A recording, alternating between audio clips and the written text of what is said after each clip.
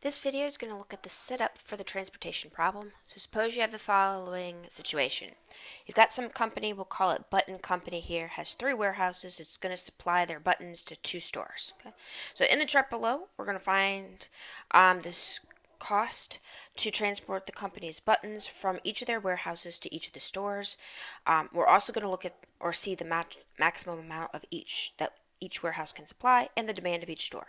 So what we're going to do is we're going to eventually try to use this information to find the minimum cost to transport the amount of goods that need to go to each store from each warehouse. And here's a key thing. This really is an exercise in what amount of goods are being transported from which warehouses to which stores. Okay. So first of all, anytime you want to solve this type of a problem, the first step is you're going to initialize your Tableau. In other words, you're going to set up that initial Tableau. Now the initial Tableau is again just going to be what looks like a table. It's a little bit fancier. Now remember, behind the scenes, all of this information is telling you the following. It is telling you that you have 3 warehouses, 1, 2, 3, 2 stores, 1, 2, the demands on each of the stores, the supplies on each of the warehouses, and how much it costs to go from each warehouse to each store. So notice in terms of this type of problem, this is a complete bipartite graph, weights or cost, in this case on each of the edges, and then you have these supplies and demands. So initial Tableau. If you are given the initial information in terms of cost in a chart, the initial Tableau essentially looks like that exact same chart with some small details. I went ahead and changed out warehouse 1 to W1, store 1 to S1, and so forth. Went ahead and straight up copied the supplies and demands on the outside.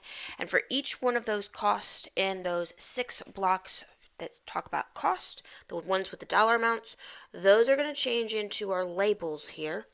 And so I'm just going to put them as the label on each cell. Notice here I'm just putting this little corner bit. It's definitely attached to each cell, each of these numbers. However, it is not the actual value itself in the cell. Throughout the entirety of this problem, these labels will not change because these costs are fixed cost, but this does set up the structure of our initial Tableau.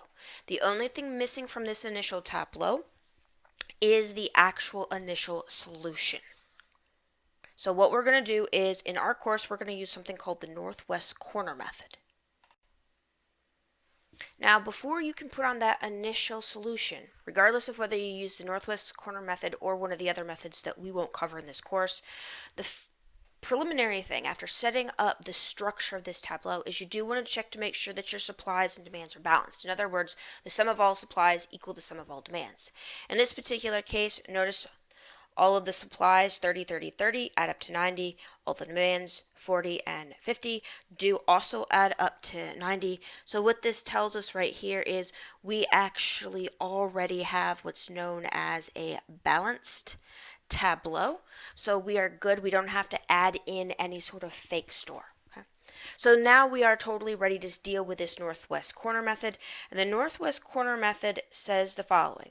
It says you're going to identify this guy that's the northwest cell in your Tableau that still has remaining demand and supply that's associated with that cell. So northwest, remember, is as far north or up in the table as possible, as far west or as far to the left as possible in your cell.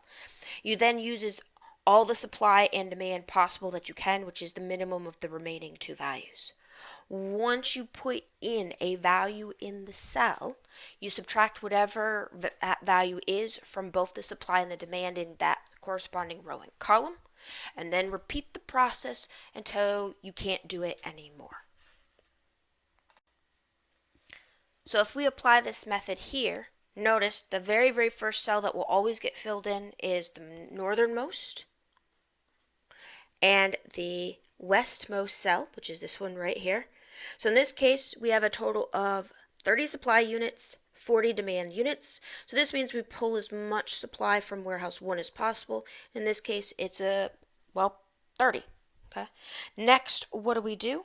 We then say, all right, well, we've used all 30 supply from the first warehouse. We fulfilled 30 units from the demand in the second warehouse.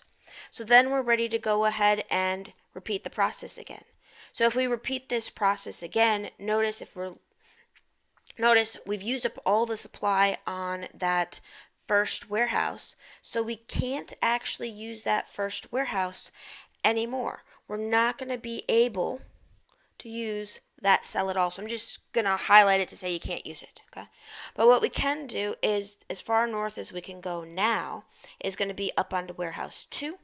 As far west as we can go is still going to be on store 1. So notice now we still have 30 supply units, but only 10 demand units. And at this point, we've now fulfilled the order from store 1. Notice this also tells us that since we fulfilled the order in store 1, you're not going to need, or you're not going to be putting any more values in that very first column there. Now, at this point, we still have not dealt with store 2 at all yet. So as far north as we can go is row 2. As far west as we can go is column 2. So here, what do we have? We have 20 units of supply left from warehouse 2. We still need to fulfill 50 units, so we're going to go ahead and grab 20 units and put it in. This then uses up all the inventory from warehouse 2, and it satisfies, well, 20 units from the demand for store 2. Subtract from both the row and the column. At this point, the only cell that's left is that very last cell, and if everything has been done right, you'll have the exact same amount of supply and demand left in that last remaining cell, which in this case is 30, which means we have now gone ahead and put in our initial solution. Notice in terms of those two marked cells, those two marked cells are going to remain blank. We're not going to put any values in those cells.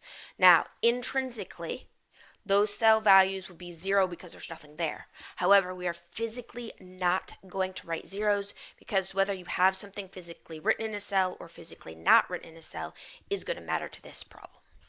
But that right there is how you set up the initial Tableau.